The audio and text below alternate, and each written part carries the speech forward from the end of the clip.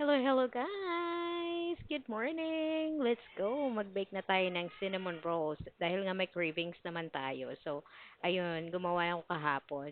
So, first, meron akong 1 and 1/2 cup ng warm milk with 1 tablespoon ng yeast, 3 and a half cup ng all-purpose flour, 1 teaspoon ng baking powder, 3 tablespoon ng sugar, ng salt at pinagsama ko na siya at 1/2 cup ng oil pala.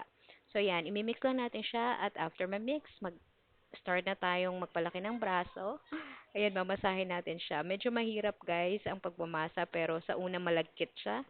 Mag-dust lang tayo ng flour at saka magdadag ng oil so magiging okay na rin siya. So yun, okay na nga siya at nirest natin siya ng 40 minutes. So after 40 minutes, ilalatag na natin siya at gagawin natin siyang rectangle.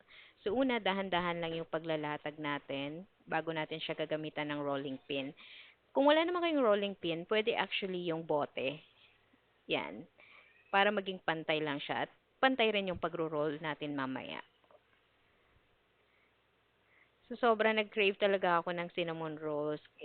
Ang layo ng bilihan sa amin. So imbis na bibili ka pa, so gumawa na lang ako. Lahat pa kami makakakain. At habang nagro-roll ako niyan, may prepare na ako na palaman or filling niya. Ang ingredients nasa baba, tignan nyo na lang. Which is 1/2 cup ng butter, 5 tablespoon ng brown sugar, at 1 tablespoon ng cinnamon powder. So yan, okay na siya. At after niyan, i-roll na lang natin siya. So dahan-dahan lang yung pagro-roll.